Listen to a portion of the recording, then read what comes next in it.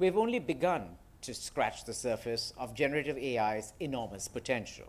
To dig deeper and to unearth the possibilities, we present Lights, Algorithm, and Action, Reimagining Cinema with Artificial Intelligence. I'm proud to present this evening.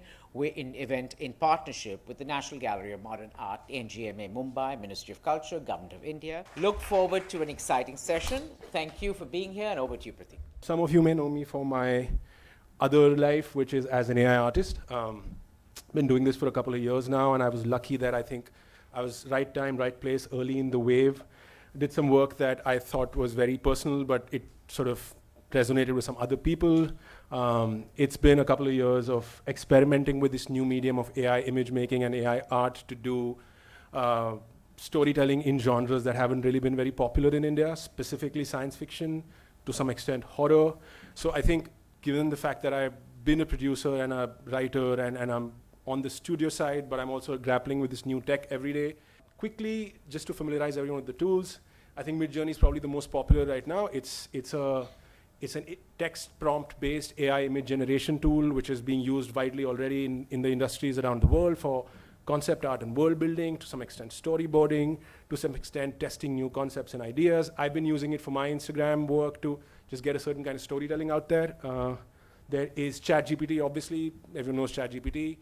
There is Runway and Pika, which are starting to become popular as tools for generating video. They're prompt-based, but also a lot of people are using these to feed AI-generated images into them and then kind of use them to make short format content for like Instagram and YouTube and Reels and stuff like that. I would like to speak about what the mood in the industry is if you're not really sort of deep diving into technicals.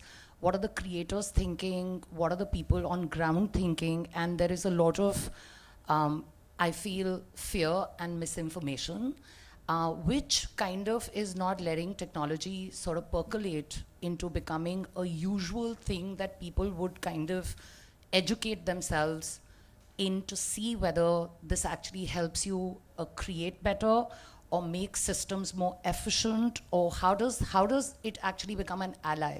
What Asad said in his introduction, how do you actually use this as opposed to resist it?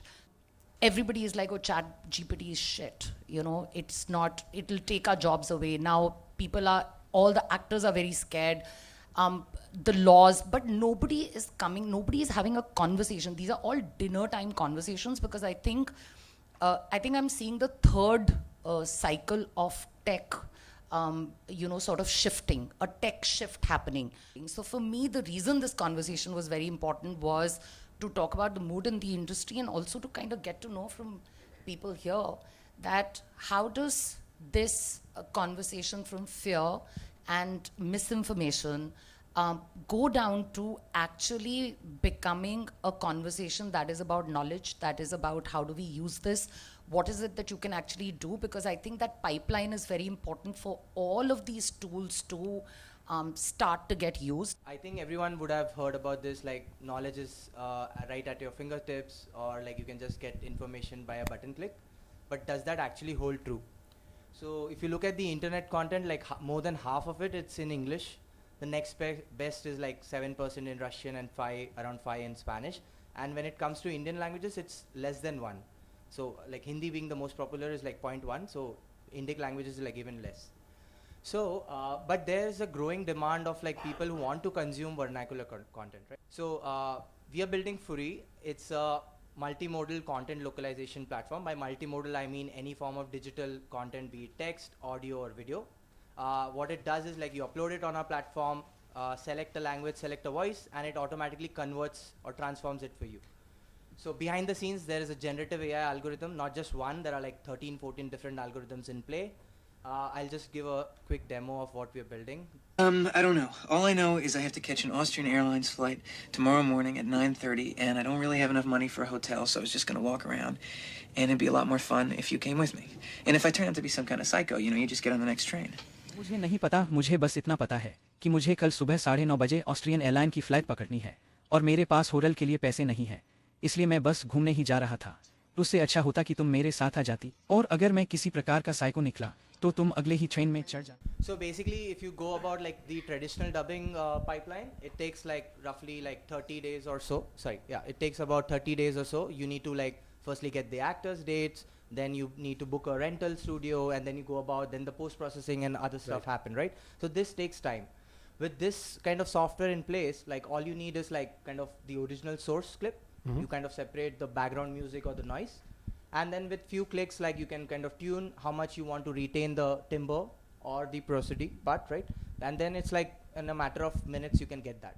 We're a quintessential digital agency, so we are a marketing company. We come in after the films are made, right? And we decide how do we go ahead and promote it so that we reach out to the right audience. So that's really our job. These are the films that we have worked on over the years, some of them. So basically, if you've seen any promotional content on your social feed, otherwise, you know, there's a possibility that we would have played a very important role in doing this.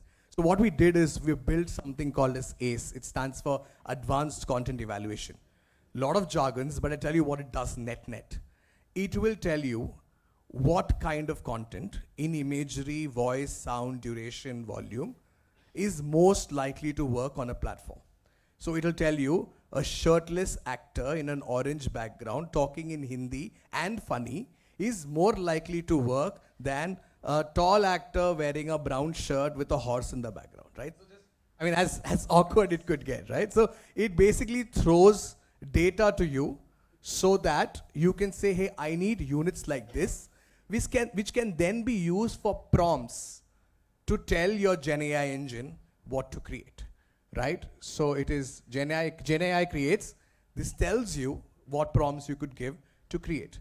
Now we have applied this in massive forms, especially in the broadcast and the OTT industry, to make social content more efficient. And I'm currently working with a creator tech company called Animeta.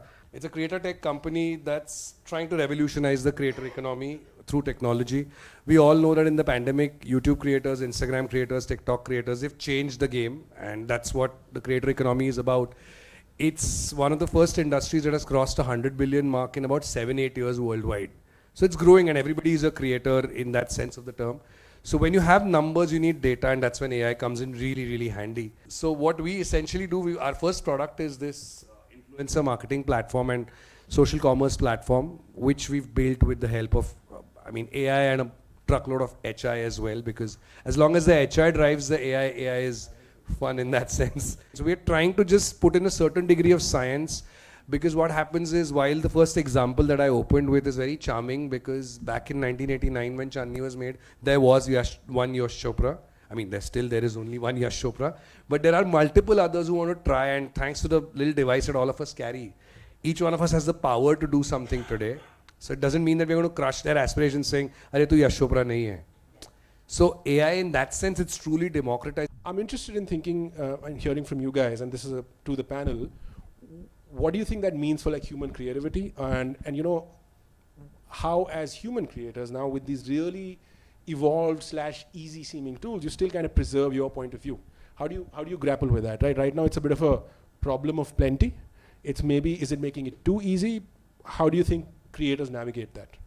Let's track back a few years back. This man named Stanley created characters who today becomes a great movie, right? Now I'm sure when he sketched something and people were making films, motion pictures, where real people were walking, and he was making comic, I'm sure somebody would have said, yeah, what are you doing? You're drawing, painting something, right? What life does that have in comparison to this man, this woman running in front of a moving camera and we're making a film? Now look at what that character, what franchise that character and that imagination made. So for me today, for the creators, I'm assuming I think there is a large wave of creators that's going to come in who cannot act in front of the camera, who can't dance in front of camera, who can't do TikTok videos, but can imagine. And they will use these tools, to create fictional characters who have powers, who have sentiments, who have vulnerabilities, and create series over a period of time for me to get emotionally attached to the character. And over a period of time, I love Rajnikant, but Rajnikant might not be my favorite actor. It might be that character, correct? So I think it is just a device. AI is a device that is giving somebody who doesn't have the ability to perform, to create a character and perform, right? And that's what's going to happen. And it has happened, always happened. People used to make drawings for print ads. Photoshop came in, you used technology and made it faster. Now this has come through, you're going to make it even faster. It's just that. So I think the figment of imagination will be alive. A human being is going to be alive. I think the characterization is going to just open up.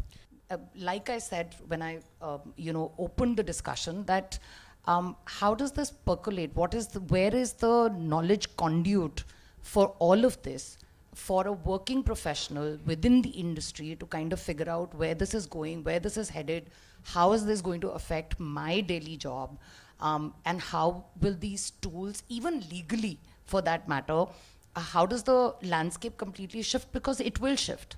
There is no point in resisting this.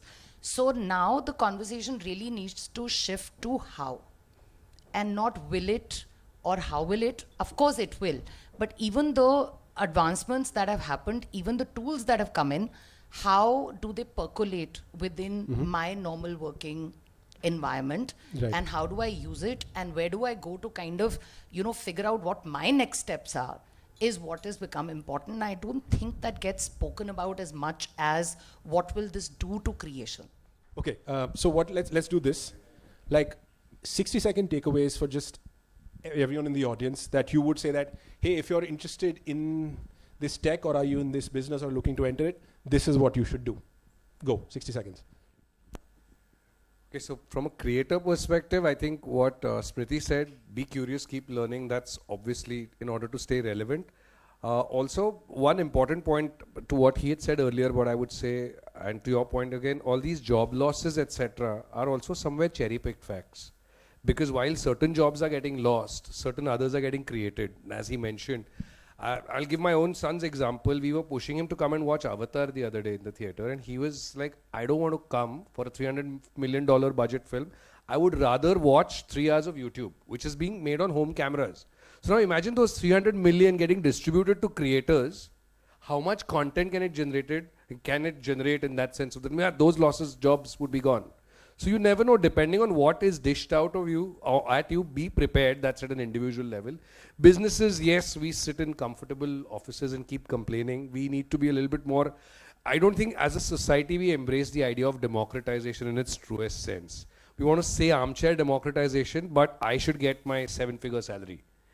We should change that mindset. I'm sorry if I'm kind of digressing from the topic, but AI is going to force us to do that in some way. And the more content we are with that idea, I think we'll be able to cope up better. And obviously then focus our energies on learning, understanding the business, get those 7 figures. Right, great. Right.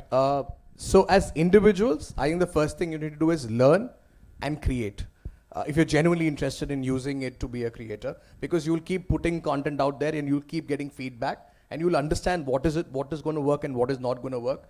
Number 2, build an audience. Again, if you're a creator, build an audience with that AI content, AI generated content that you're creating, because that is where the pivot will really happen. It is not the skill, it is the reach. Skill is great, it is reach. You have great actors who don't have box office hits. That's because they not have reach, right? So that's number 2. If you're an entity or a business, please understand how you can use AI to optimize cost, understand unit economics, and adopt it the day you're able to crash it. As I mentioned, it's an assistive tech, so don't worry about it replacing people and all that.